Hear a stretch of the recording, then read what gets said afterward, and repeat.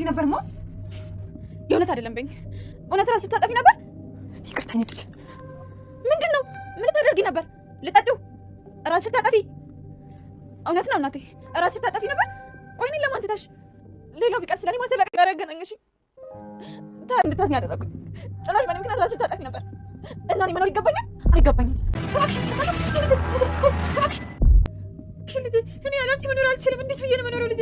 እባክሽ ይኸውልህ ብሌን ትክክለኛ እናቷን አይደለም ያገኘችው። ማለት ዳጊ፣ እኔ አንተን እንደ ራሴ ስለማምን ነው የምነግርህ። አልማዝ ማለቴ አሁን የመጣችው የብሌን ናት። ተከፍሏን የመጣችው የብሌን እውነተኛ ናት አለች። ሰሜን እንዳጣሪው በጣም ያፈርኩብሽ፣ በጣም ያፈርኩብሽ። እሺ ምን ጥቅም ለማግኘት ነው ያረግሽው? ውሸት እኮ ነው። ኤዲት አድርጎ ነው። አትመኘው። ዝም በይ። ስታይ እጅ ልመስልሻለሁ እንዴ? ልጄ በመሆንሽ በጣም ያፈርኩት። እሺ እንዳንቺ አይነት ርካሽ ልጅ የለኝም። እባክሽ የራስሽን ጉድ መጀመሪያ ወቂ። ዝም ብለሽ ሰው ላይ አትንጣጭ። እሺ ዝም በይ። እንዴት ነው ትናገራታለሽ? አንቺ ጥንዚሳ፣ እንዴት ብትደፍሪ ነው እኔ ላይ እጅሽን የምታነሺው? አንቺ ልጅን ትመቻታለሽ? ማን አባሽ ስለሆንሽ ነው ልጄን የምትመቻት? ማነሽ አንቺ? ምንድን ነሽ? ልቀቂኝ፣ ሻግሽን ልርዛ። ልቀቂኝ፣ ልቀቂኝ። ልርዛ አባሽ ስለሆንሽ ነው ልጅን የምትመቻት? ማን አባሽ ስለሆንሽ ነው?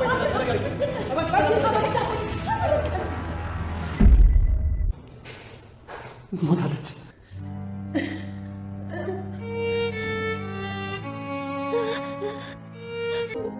ፈጣሪ ምን ይለኛል? የሰው ነፍስ እኮ ነው ያጠፋሁት ልጄ። ፈጣሪ ምን ይለኛል? እጄ ለፖሊስ ነው የምሰጠው። እኔ የምለው የሆነ ሰው ቢጠይቀንስ? ቤተሰቦቿ ቢመጡ ምንድን ነው የምንለው? አናውቅም ነዋ። ሌላ ምን እንላለን? የመጣችሁ እኮ እኛ ቤት ነው። እሱን የምናውቀው እኛ ብቻ ነን። ለሌላ ሰው ካላወራችሁ ማንም ሰው ሊያውቅ ይችላል።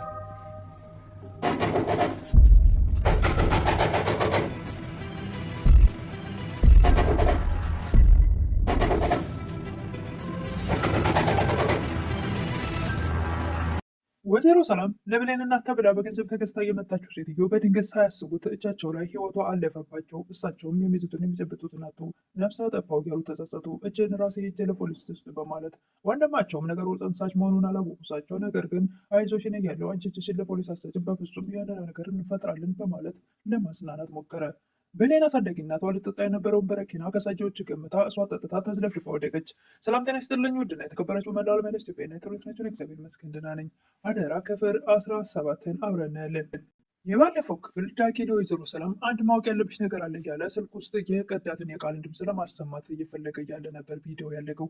ቀጣዩን ክፍል እኔ ቃልም ለምን ቡናውን እናቴ አትቀጂውም እንነግዳለች ትል ነበረ። ወይዘሮ ሰላም ቡና ላፍላለች በማለት ለእንግዳዋ ቡና ሊያፈሉ ወደ ጓዳ ገብተው ነበርና ቡናውን ይዘው ሲመጡ ዳጊ እንደዛ በሚል ደንግጠው ቁመው ነበርና ነገሮችን ለማስቀየስ ነው የዚህ ሁሉ ነገር ጠንሳሽ ቃል ናት እያለ ዳጊ ለወይዘሮ ሰላም ይናገራል። ልጄ ነው እንደዚህ የምትለው ምን ማለት ነው? ልጄ እንደዚህ ምንድነው ያደረገችው? ይሉ ነበር ወይዘሮ ሰላም። አውቃለች ሰላም ሴትዮዋ ይች ሴትዮ የብሌን ወላጅ እናት ትክክለኛ እናት አይደለችም፣ ገንዘብ ተከፍሏት የመጣችው ውሸት እናት ናት ይላል ዳጊ። ቃልና ለብሌን እናት ተብላ በገንዘብ ተገዝታ የመጣችው ሴትዮ እጅግ በጣም ይደነግጣሉ። የሚያደርጉትም የሚጨብጡን ግራ ይገባቸዋል። ሴትዮዋም ውሸት ነው ከልጄ ለማራቅ የሚያደርጉት ጥረት ነው ትል ነበር። ወደ አሁኑ ሴትዮዋ በፍጹም መቼም አይሳካላችሁ ብሌን የኔ ልጅ ናት እያለች ስትከራከል ወደ አሁኑ ቃልም ክርክር ትጀምራለች። እኔ ደግሞ ከዚህ ነገር ጋር ምንድነው የሚያገናኘኝ የማለት ነገር መጀመሪያ በፍራቻ ተውጣ ነበረ። ነገር ግን ሴትዮዋ ስትናገር እሷም የማበረታታት ቃል ስታገኝ መከራከር ትጀምራለች። ራሺ ባስ ብላ ዳጊን ለምንድን ነው እናትና ልጅ ማለያየት ያስፈልግህ? ምንስ ሊጠቅምህ ነው? ወይስ ደግሞ እንዳንተ ሁሉም ወላጅ አልባ መሆን አለበት? እናት ግን አላገኘህም እና ብሌን እናቷን ማግኘት የለባትም እንዴት ስል ነበር ቃል። ወይዘሮ ሰላምን በልጄ ላይ የውሸት ፈጥረህ የወረድ ከሆነ እኔ ውሸት እንደማልወድ ታውቃለህ ስል ነበር። እኔ አልዋሸሁም፣ እውነቱን ያወራሁሽ። ይህን ነገር የሰማሁት ከራሷ ከልጅሽ ከቃል ነው ይል ነበር ዳጊ። ኧረ በጭራሽ እንዴት ነው እኔ ወይዘሮ አልማዝ የብሌን እናት አይደለችም ብዬ የምናገረው? ሲጀመር እኔ ሴትዮዋን የት አውቃታለሁ? ያለ ዛሬስ መቼ አይቻት እያለች ደረቅ ብላ ሽብጥጥ አድርጋ ለመካድ ትሞክር ነበር። እዚህ በፊት ተገናኝተን እናውቃለን ትላት ነበር ሴትዮዋን። ኧረ በጭራሽ ገና ዛሬ ነው ሲያየሁሽ ትል ነበር ሴትዮዋ። እየዋሸ ነው፣ ብሌንን እዚህ ለማስቀረት ፈልጎ ነው። ለምንድን ነው አንተ ግን እንደዚህ ለአንዲት ምስኪን እናት ልጇን እንደዚህ በውሸት ከሰ ልጇን እዚህ ልታስቀር የሞከርከው ትል ነበር ሴትዮዋ። ምናት እኮ የልጄን ህይወት እቀይራለሁ ብዬ ስደክም ኖሬ አስበዋል። አሁን እንደዚህ ደግሞ በስንት መከራ ያገኘኋትን ልጅ ከኔ ልትለያት ስትሞክር ምን ያክል እንደሚሰማኝ ታውቃለህ ትል ነበር። አታስመስሉ፣ ሁለታችሁ ማስመሳዮች ናችሁ፣ እንዴት ነው የሚመጣላችሁ ይል ነበር ዳጊ። አለም ወዲያውኑ እኔን የምትከሰኝ የብሌንን አሳዳጊ እናት እንዳገትካት እንዳልናገር ፈርተ ነው አይደለ? እኔ እንዳንተ ወሬኛ አይደለሁም ትል ነበር። ወይዘሮ ሰላምን በመደንገጥ ገነት እሱ ነበር እንዲያገታት ይላሉ። አዲሷ የብሌን እናት ተብላ የመጣችውም እኔንም እንደሷ ከልጅ ልታለያየኝ ልታገተኝ ፈልገህ ነው ትል ነበር። ወይዘሮ ሰላምም አንተ ነህ እውነት ነው ቃል የተናገረችው ገነትን ያገትካት አንተ ነህ ትል ነበረ። መልስ እንጂ መቼም ውሸት አያልቅብህ ትል ነበር ቃል። ዳጊም ቃል የራስሽን ስህተት ለመደበቅ የኔን ተጠቀሚ ነበረ። አንተ ነህ ማለት ነው ገነትን ያገትካት፣ ውጣልኝ ከዚህ ግቢ ላይ አልፈልግም ይሉ ነበር ወይዘሮ ሰላም። ይህ ግቢ ድጋሚ ላይ አልፈልግም ውጣልኝ ይሉ ነበር ወይዘሮ ሰላም። ዳጊም አንድ ያዳምጪኝ ሰላም ይል ነበረ። ለአዳመጥ አልፈልግም ይሉ ነበር ወይዘሮ ሰላም። አንድ ምስኪን እናት የምታንገላታ በጣም መጥፎ ልጅ ነህ፣ በቃ በፍጹም ላይ አልፈልግም ይሉት ነበር። ይህን አጋጣሚ ተጠቅማ ቃልም ውጣ ከዚህ ወይ ደግሞ ፖሊስ ጠርቼ እንዳላስይዝህ ወጣ ከዚህ እያለች ጭራሽ ከፈፍታትራ ልታስወጣው ትሞክር ነበር። የብሌን እናትም መዙን ወደ አፋቸው ወስደው ሊጠጡት እየሞከሩ ያለ ብሌን ደርሳ ከእጃቸው መንጭቃ ምን ልታደርግ ነበር? እውነት ራስሽን ልታጠፊ ነበር በማለት ከእጃቸው መንጭቃ ወደ መሬት ተወረውራለች። ብሌንም ምን የምንሆን ነው እናቴ አንቺ ከሞሽኝ ምን እንደሆነ አስበሽዋል ትል ነበረ።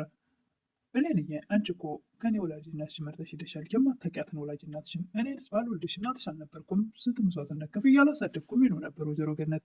እኔ እኮ ያለንቺ መኖር አልችልም፣ አንቺ ከሌለሽ እኔ ምንም ህይወት የለኝ ይሉ ነበር ወይዘሮ ገነት።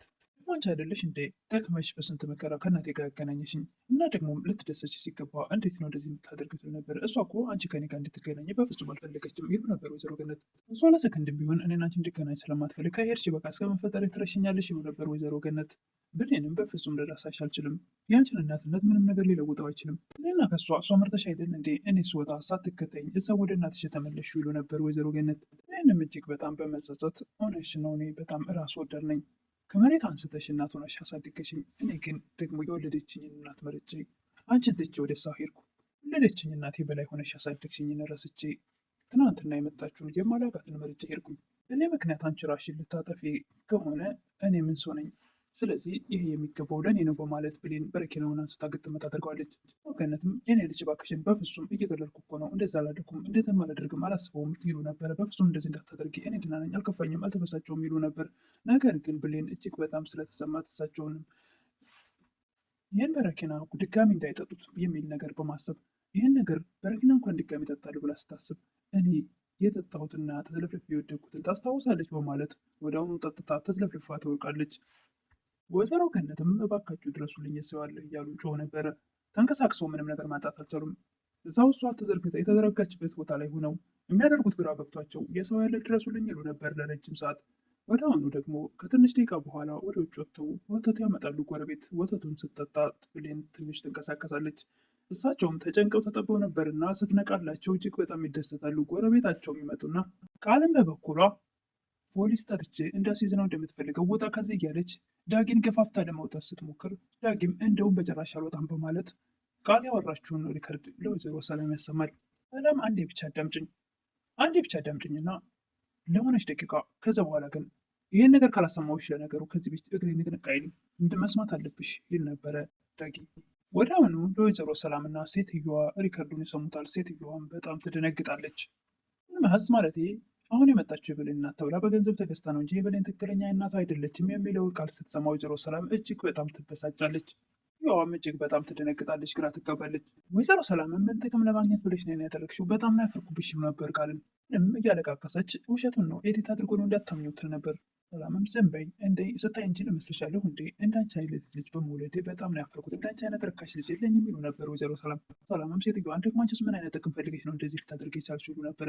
ተረጋጊ እባክሽ ሴትዮ የራስሽን መጀመሪያ ጉድ ብታውቂ ትል ነበር ሴትዮዋ። ሆኖም ቃል የእኔ ጉድ ሊወጣ ነው በማለት ሴትዮዋን እናቴን አትናገሪ በማለት በጥፊ ትመታታለች።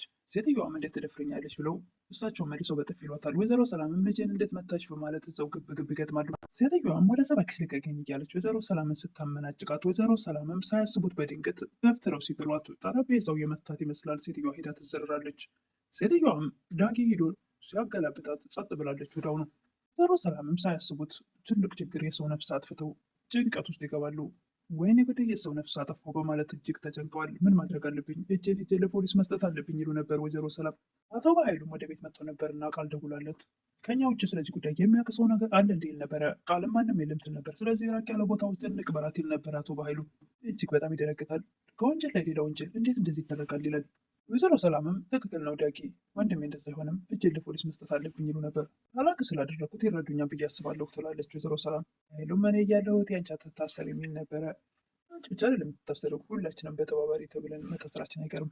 ጊዜ ደግሞ የእጃቸው አሰራ ሰው ላይ ቀርቶ ይሆናል ነበረ። ዳጊም በዚህ ሰዓት ወደ አሁኑ እኮ እኔ የሳቀለበታት ነበር ይላል። ስለዚህ አንተም ወንጀለኛ ነህ ይላል አቶ ኃይሉ። ወደ አሁኑ የዳጊን ሀሳብ ለማስቀየር ከወንጀል ላይ ወንጀል ስላለው በፍጹም ይህንን ሰው ሳይ ንቅራት የሚለውን ነገር አልስማማም ስላለ ለማሳመን ይህንን ይጠቀማል። ወደ አሁኑ ዳጊ በሀሳባቸው ይስማማል። ወደ አሁኑ አቶ ኃይሉ በሉ ጠቅልሏት ይል ነበረ ዳጊና ቃልን። የብሌን አፍቃሪ አጋቹ ሳሚም ብሌን ቃልን ለማስቀናት ብላ ነገ ለምን አንገናኝም ጥሩ ጊዜ እናሳልፋለን እያለችው ነበር እና በር ላይ ሆኖ እየጠብቃት ነበር። ብሌን በስሜቴ እየተጫወች ነው ነበር። ሳሚ አንድ ተራ ሰው እንዴት እንደዚህ ይጫወትብኛል ይል ነበር። ብሌንም ወተትም ከጠጣች በኋላ ራሷን ስላወቀች እየጠበቁኝ ይሆናል መሄድ አለብኝ ትል ነበር። በስተ መጨረሻም አሳዳጊ እናቷና ብሌን ወደ ወይዘሮ ሰላም ቤት ሄደዋል። እነሱም አስክሬኑን ለመቅበር በድብቅ ሰው ሳያቸው አረጋው ለመቅበር በጨርቅ ሸፋፍነው ይዘው ሊወጡት ሲዘጋጁ እነ ብሌን እዛ ሄደው አንኳኩተዋል። እነ ብሌን ሲያንኳኩ እናቶ ኃይሉና ወይዘሮ ሰላምም እጅግ በጣም ደንግጠዋል። ይህን እስከ እናቷ ጋር ልትሄድ ነበርና ምን ይሰማት ይሆን? ከስንት ዓመት በኋላ ወላጅ እናት አገኘው ብላ ያሰበችው ብሌን ሬሳዋን ዛት ተዘርግቶ ስታገኘው ምን ይሰማት ይሆን? ምን ሲፈጠር ይሆን? እንግዲህ የውሸት እናት መሆኗንስ አምና ተቀበል ይሆን ብሌን? እንግዲህ እሱም በቀጣይ የምናይ ይሆናል። ለዛሬ ቪዲዮ ይህን ይመስል ነበረ። እነ ብሌን በር እያንኳኩ እያለ እነሱ አስክሬን ውስጥ ሊቀብሩት እየተዘጋጁ እያለ ነው ቪዲዮ ያለቀው።